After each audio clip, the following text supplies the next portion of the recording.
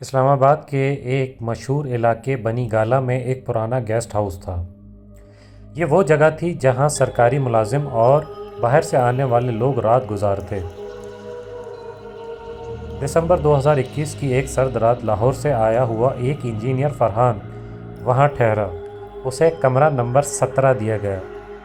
استقبالیہ پر موجود بوڑھا مینیجر بولا، صاحب اگر رات کو کوئی دروازہ بجائے تو مت کھولنا۔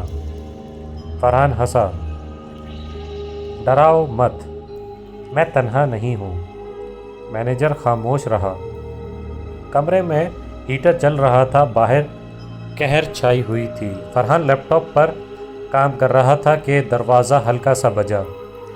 اس نے پوچھا، کون ہے؟ کوئی جواب نہیں۔ پھر بیل بجی، ٹن ٹن۔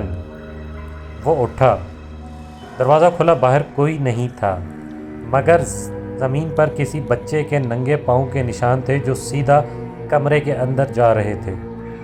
فرحان کے پسینے چھوٹ گئے۔ اس نے دروازہ بند کیا اور پیچھے مڑ کر دیکھا۔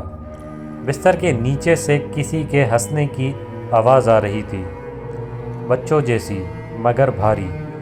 آہستہ وہ ہنسی بدل کر گریہ بن گئی۔ پھر ایک آواز آئی، میرے ابو کہاں ہیں؟ فرحان نے فلیش لائٹ جلائی۔ بستر کے نیچے کچھ نہیں تھا۔ اگلی صبح فرحان نے مینیجر کو بتایا۔ مینیجر خاموشی سے ریسیپشن کے پیچھے لگا CCTV مانیٹر کھول کے دکھانے لگا۔ رات 2:13 کی فوٹیج۔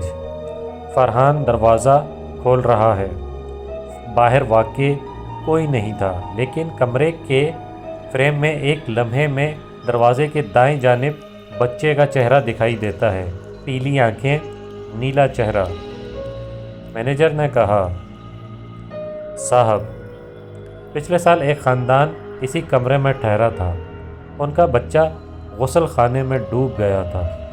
تب سے کوئی زیادہ دیر یہاں نہیں ٹھہرتا۔ فرحان نے اگلی رات کمرہ بدلنے کا کہا، مگر سب کمرے بھرے ہوئے تھے۔ رات کے 3 بجے دوبارہ ہنسی سنائی دی۔ اس بار آواز باتھ روم سے آ رہی تھی۔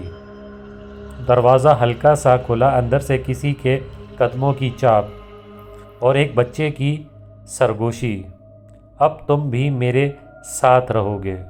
صبح کمرہ خالی ملا، سامان جوں کا توں، لیکن شاور آن تھا اور آئینے پر لکھا تھا، کمرہ نمبر 18 اب تیار ہے۔